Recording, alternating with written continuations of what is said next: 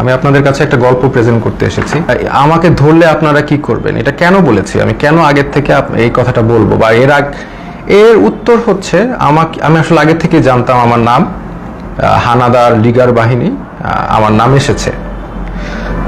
প্রথমে গল্পের শুরুটা হচ্ছে, আমি একটা টাইমে দেখা যাচ্ছে আন্দোলনটা দমে যাচ্ছিল, তো তখন সাদিক ভাই উনি আমাকে আসলে বলেন যে আমরা কি করতে পারি এখন, মানে আপনাকে ধরলে হয়তো বা আন্দোলনটা আরো চাঙ্গা হবে। তাই আমি বললাম না, আমাকে ধরার সম্ভাবনা কম, এটা আমাকে ধরাটা বোকামি হবে, কারণ আমাকে ধরলে জনগণ আন্দোলন করবেই। তো এইটা আমি মনে করি না আওয়ামী লীগ এরকম বোকামি করবে, তো এইটাই বলেছি। বাট আমাকে যদি ধরে তাহলে আমি ব্যবস্থা করব। মনে হয় যে রাজাকাররা আসছে বা ওই লিগার হানাদাররা আসছে, তা আমি যে দরজায় দেখি কি আমার দারোয়ান। তা আমি ঘুমের মধ্যে ছিলাম, তো আসলে ওইভাবে চিন্তা করি নাই যে এইটা একটা ট্র্যাপ।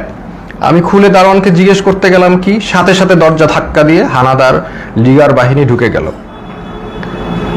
আমি তো মানসিকভাবে প্রস্তুত, এখন ঢুকে গেছে, এখন তো আর কিছু করার নাই। আমি আপনারা দাঁড়ান, আমি আসতেছি। এটা বলে আমি আমার ছোট বোনের মানে কাপড় নিয়ে আসতেছি। তো আমি আমার ছোট বোনের রুমে গিয়ে আমি ওর চুলটা টান দিলাম, ও রাগ করে উঠে বসলো, আমার দিকে তাকালো। তো আমি বললাম দে আর হিয়ার। তো বললো কে? পুলিশ। আমি বললাম you know what to do, তুমি জানো তোমার এখন কি করতে হবে, এই শেষ কথা। তারপর আমি একটা কাপড় নিয়ে আমি ওর সাথে চলে গেলাম। ওরা আমার বাসার যে সিসি ক্যামেরা ওগুলো সব বন্ধ করে রেখেছে, কিন্তু লাকিলি একটা ক্যামেরা অন ছিল, ওরা বুঝে নাই সেটা, ওটাকে তারা ক্যাপচার হয়ে গেছে যে তারা এগুলো নিয়ে গেছে। প্রথম দিন রাতে তারা আরো কয়েকজনকে ধরার চেষ্টা করলো, পায়নি, আমাকে নিয়ে তার ডিবি অফিসে নিলেন।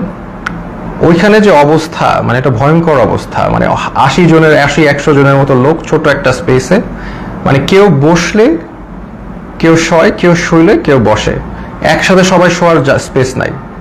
ওইখানে আরেকটা এশিয়ান ইউনিভার্সিটির একজন প্রফেসর ছিল, উনি মানে শোয়ারই চান্স পায়নি, উনি বসেই ছিলেন, কেন স্পেস নাই, মানে এত একটা কনজাস্টেড এরিয়া, ফ্যান নাই। একটা রুমে কিছু এসি ঢুকে, আর বাকি সব রুমে হচ্ছে মানে একদম ফ্যান নাই, কিছু নাই, সব সময় লাইট থাকে, সব সময় সাউন্ড থাকে, আপনি ঘুমাতে পারবেন না।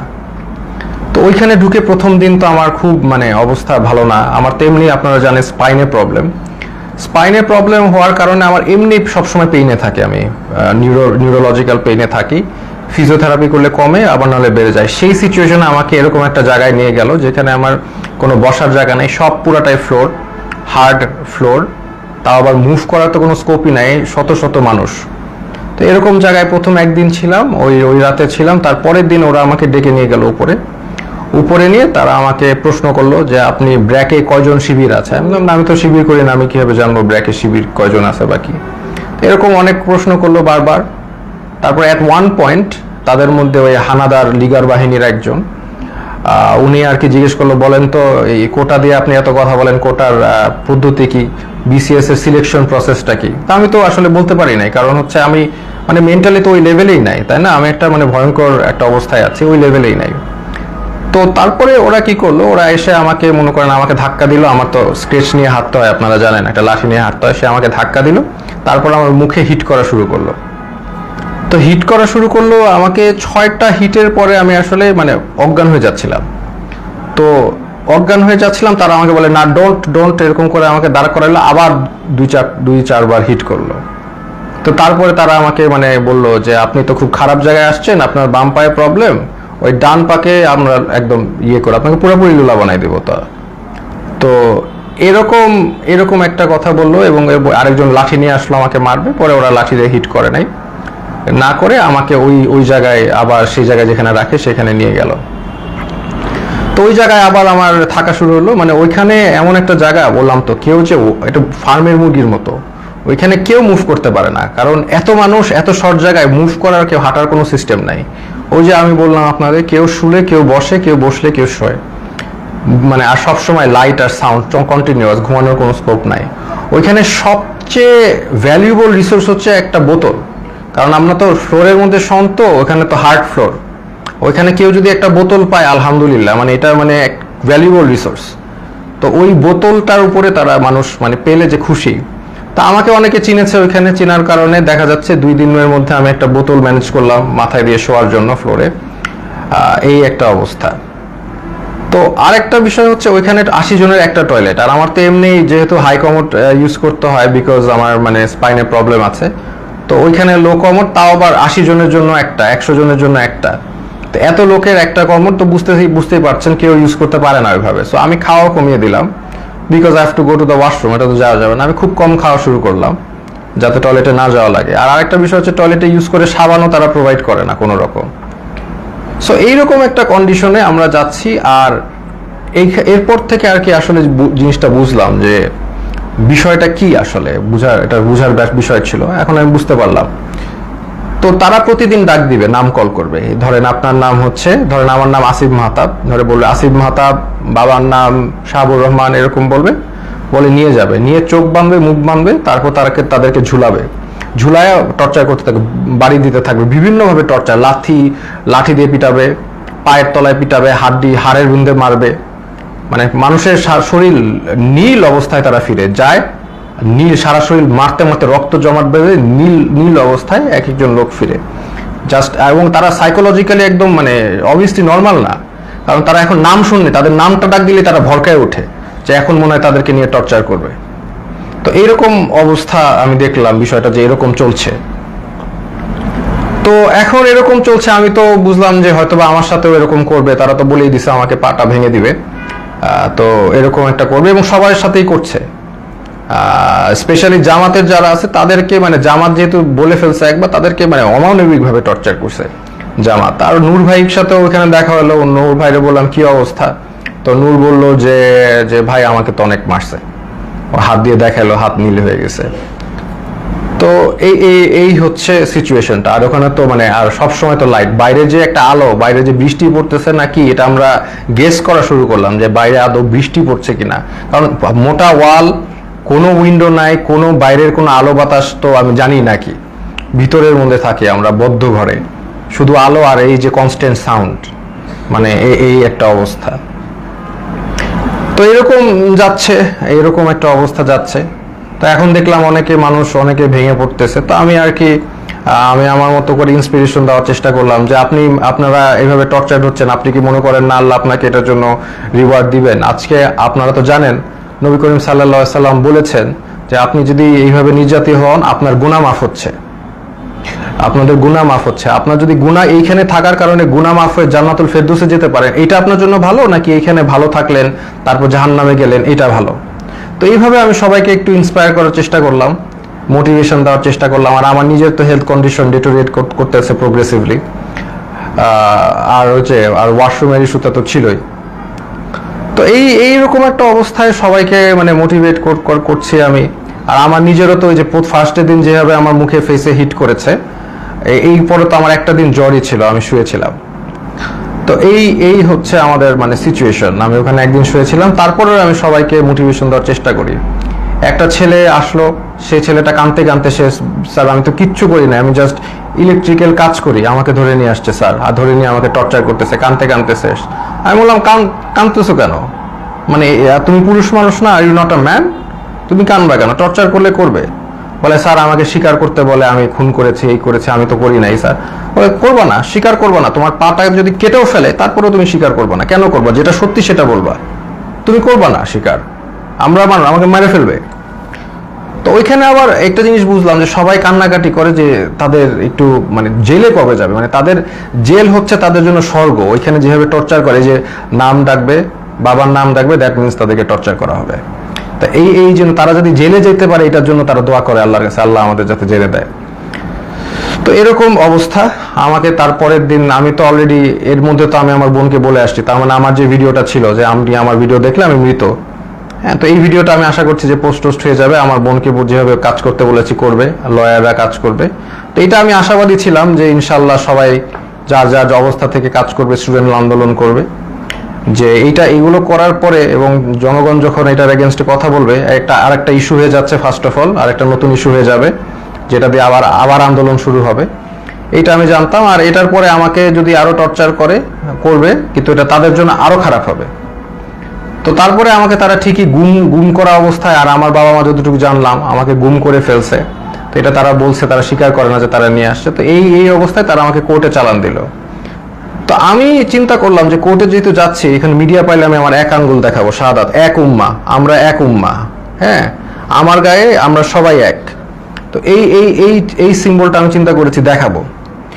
তো আমি জানি যে এগুলো দেখালে তারা আমাকে আরো অনেক নির্যাতন করতে পারে, দেখাইলাম, কারণ এটা আমি তো জানি জনগণ বুঝবেন যে আমি এক এক আল্লাহ, এক রসুল, এক উম্মা, এই কথাটা আমি বুঝাতে চাচ্ছি যে আমরা সবাই এক। আমার অত্যাচার যা হলে হবে, এই অত্যাচারের কারণে যদি আপনারা স্বাধীনতা পান, এই জুলুমের থেকে মাফ পান, তাহলে আলহামদুলিল্লাহ, নো প্রবলেম, আমাকে অত্যাচার করুক। তো আমি ডিসিশন নিয়ে নিলাম, এক দেখাবো। তা আমার সাথে ওই জগন্নাথের আরিফ ছেলেটা খুবই সাহসী ছেলে, ও আমার সাথে কেসটা দিল, মামলা দিল, আমরাও গেলাম, আমি ওকেও বললাম যে আমি এক দেখাবো। তো এই অবস্থায় এই এক উম্মা শাহাদাতের আঙ্গুল দেখিয়ে আমি ওই কোর্টে দেখালাম, এবং কোর্টে আমাকে সম্পূর্ণভাবে মানে কোর্টের যে জাজ, তিনি আমাকে দেখে চিনলেন, চিনে বললেন আপনাকে ওখানে দাঁড়ানো লাগবে না, আপনি বসেন। তো উনি আমাকে বসালেন, কিন্তু তারপরেও ওই মিথ্যা মামলাটা দিলেন যে আমি নাকি সেতু ভবন ভাঙচুর করেছি, যেটা মানে কোনো মানে এটা জোক, মানে এটা যে কলাপস করছে সোসাইটি, ওখানেই প্রমাণ যে এরকম একটা মিথ্যা মামলা যেটার কোনো তথ্য নাই, প্রমাণ, এটা বলাই আসলে সময় নষ্ট।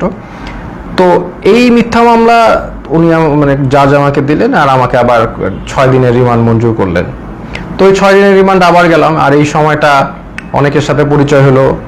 ওখানে বিএনপি অনেক নেতা ছিল, পার্থ ভাই ছিলেন, ওনার সাথে আমি বললাম যে পার্থ ভাই, আপনার তো আর আমার মামলা এক, আমি তো আপনার সাথে আছি। তো উনি বলে যে আমি তো তোমাদের সাথে থাকতেই চাই না, আমি তো এখান থেকে বের হতে চাই, একটু মজা করলেন। তো এরপরে অনেক মানুষের সাথে পরিচয়। একজন আসলেন, ওনাকে মানে উনি হাঁটতেই পারতেছেন না, পাটা একদম প্রচুর মানে অবস্থা খারাপ করে পিটিয়েছে। ওনার অপরাধ ছিল উনি ছাত্রদের পানি খাইয়েছেন, উনি ছাত্রদের পানি দিয়েছেন, ছাত্ররা পানি খাইয়েছেন, এই জন্য তাকে অমানবিক টর্চার করলো। তো টর্চার করলো, উনি এসে শুয়ে গেল। আমি বললাম যে এইগুলো একই কথা বললাম যে আপনাদের এটা গুনাহ মাফ হচ্ছে। তারপরে লাস্টে একটা কথা বললাম যে আপনি যে এত টর্চার হলেন ছাত্রদের পানি খাওয়াবে, এখন আবারও কি খাওয়াবেন আপনি? তো উনি বললো ইনশাল্লাহ স্যার, আবারও খাওয়াবো। আমি like that's the answer I am looking for. আমরা আবার করব, আমাদের ছাড়লে আমরা আবার করব, we are not going to give up. আমরা তো আবার করব, তাই না? আমরা কি অপরাধ করেছি যে আমরা করব না? পানি খাওয়ানো কি অপরাধ? তো এই হচ্ছে একটা অভিজ্ঞতা। তো এরকম এই যে একজন পেলাম। আরেকজন হচ্ছে মাদ্রাসা স্টুডেন্ট, তাকে হচ্ছে তাকে বলছে খুন করেছে, সে পুলিশ খুন করেছে, এটা সে তাকে বলছে, এবং তাকে প্রতিদিন পিটায়, প্রতিদিন নিয়ে টর্চার করে। তো এটা নিয়ে আমরা হাসাহাসি করি, কারণ হচ্ছে এরকম একটা সিচুয়েশনে হাসাহাসি না করে যদি আমরা মেন্টালি ব্রেকডাউন করি, তাহলে এটা মানে হবে না, মানে এটা আমরা আমরা সব এইগুলো যা হয় সেটা নিয়ে হাসাহাসি করি। তাই আমি বললাম কি নিয়ে মেরেছে? বলে যে আমাকে বলেছে যে তুমি তো মাদ্রাসার স্টুডেন্ট, তুমি তো কোরআন পারো। বলে হ্যাঁ পারি। তো কোরআনকে বলছে অর্থ জানো? অর্থ জিজ্ঞেস করেছে, অর্থও সে পারে, সে কোরআনে হাফেজ। তো তারপর বলে কোরআনে হাফেজ এই রবীন্দ্রনাথ না কার বই পড়েছো? সে বলছে পড়েছি। তো বলে পড়লা কেন? এই অন্য এই নন ইসলামিক বই পড়া তো হারাম, এটা বলে আবার টর্চার করলো, হাতে পায়ে পিটালো, মানে খামুক, মানে একটা কিছু বলেই পিটায়। আমরা এটা নিয়ে হাসাহাসি করতে করতে শেষ। যে বলে ও বললো, আমিও বললাম যে কোনোভাবেই স্বীকার করবা না, যে তুমি যদি খুন না করে থাকো তুমি মিথ্যা মামলা দিও। বলে আমাকে আরো টর্চার করবে। বলে করবে, বললাম তো তোমাদের করাত দিয়ে হাত পা কেটে দিলেও স্বীকার করবা না, যেটা সত্যি সেটা বলবা। এরকম একজন। সবচেয়ে কষ্ট লিখেছে যে মানে একটা ছেলে, ওর নাম হচ্ছে সানিয়াত ভাই, উনি হচ্ছে বিএনপির একজন মন্ত্রীর ছেলে, নাম বললাম না। তো ওরা আসলে খুঁজছিল তার বাবাকে পায়নি দেখে ওই ছেলেটাকে ধরে নিয়ে গেছে, সানিয়াত ভাইকে ধরে নিয়ে গেছে। তো সানিয়াত ভাইকে 4 দিন, উনি বলছে 4 দিন ওনাকে পিটিয়েছে, চোখ বেঁধে হাতে দিয়ে ঝুলিয়ে পিটিয়েছে। এবং সবচেয়ে যেটা উনি বললো যে ওনার মাকে ফোন দিয়ে শুনিয়েছে যে তাকে যে টর্চার করছে, এটা তার মাকে শুনিয়েছে ফোন দিয়ে লিগার হানাদাররা। তো লিগার হানাদাররা মাকে শুনিয়েছে যাতে বাবা এসে তাকে দেয় এবং ছেড়ে নেয়। আর যেহেতু ওনার বাবা আসছিল না, বা ওনার অবশ্যই তারা তো জানিয়ে যায়নি কোথায় গেছে, তাকে অমানবিক টর্চার করেছে। সেই ছেলেটা এমনি আমার মতোই, তার স্পাইনে প্রবলেম আছে, আমার মতোই অসুস্থ, এবং তাকে টর্চার করেছে বিভিন্নভাবে, হাতে পায়ে ঝুলিয়ে পিটিয়েছে। তো সে কানতো অনেক, আমি সান্ত্বনা দিতাম, আমরাও সব বিষয় নিয়ে মজা করতাম। তো এইরকম একটা অবস্থা ওইখানে, প্রতিদিন নাম ডাকতো, প্রতিদিন নিয়ে পিটাতো। এমন রাত যে কোনো সময় ডাকতে পারে, সকাল 12টায়, মানে 12টায় ডাকতে পারে, রাত 1টায়, এনি টাইম নাম আসতে পারে। নাম আসলে they will take you and torture you. তো আমাকে টর্চার ওই প্রথম দিন যে হিট করলো, হিট করে যে আমাকে থ্রেট দিল, তারপরে আমাকে কোর্টে চালান দেওয়ার পরে আমাকে আর টর্চার করে নাই। বাট আমি বিভিন্ন সময় ইনফরমেশন পাচ্ছিলাম, যেমন একজন মানে আমাকে ধরে নিয়ে গেছে, একজন পিটিয়ে আনছে, সে আমাকে ইনফরমেশন দিল যে আমার ব্যাপারে বলেছে যে অনেক ডিবি নাকি বলছে যে এই লোকটাকে কেন ধরলো, এটা তো ঠিক হয় নাই। আবার আরেকজনকে ধরে পিটিয়ে এনেছে, সে বললো যে স্যার আপনার ব্যাপারে ডিবি কথা বলছিল যে আপনার ব্যাপারে 40 জন লয়ার দাঁড়িয়ে গেছে, এত সংখ্যক লয়ার তারা কখনো দেখে নাই, আপনি খুবই ইন্টেলিজেন্ট মানুষ, এগুলো তারা বলছে। দেখা যাচ্ছে তাদের আমার প্রতি একটা রেসপেক্ট ছিল। ওই একদিন হিট করার পর তারা আমাকে হিট করে নাই, বাট দ্যাট ডাজন্ট ফরগিভ তারা অন্য যাদেরকে এইভাবে টর্চার করেছে। ফার্স্ট অফ অল, একটা পুলিশ একটা ডিটেইনিকে কখনো হিট করতে পারে না। That is a crime, that is criminal, they committed crime against humanity, তাই না? এটা ইন্টারন্যাশনাল, আন্তর্জাতিক ট্রাইব্যুনালে তাদের বিচার হওয়া উচিত। তারা যেভাবে মিথ্যা মামলা দিয়ে টর্চার করে মানুষকে, এটা তো কখনোই মানে ইটস নট অ্যাকসেপ্টেবল। তো এরকম দিন যায়, তখন হঠাৎ তাদের দেখলাম টোন একদম 180 চেঞ্জ হয়ে গেছে। তারা তখন মানে বিএনপি যারা লিডার আছে তাদেরকে একদম খাবার টাবার এনে দিচ্ছে, সবার সাথে ভালো বিহেভ, এরকম। তখন আমরা মোটামুটি আমরা বুঝতে পারলাম যে তারা আসলে বাইরে কিছু একটা হচ্ছে, সামথিং ইজ হ্যাপেনিং, কারণ আমরা তো কোনো ইনফরমেশন পাই না। সামথিং ইজ হ্যাপেনিং, আদারওয়াইজ তারা এরকম চেঞ্জ করবে না কেন?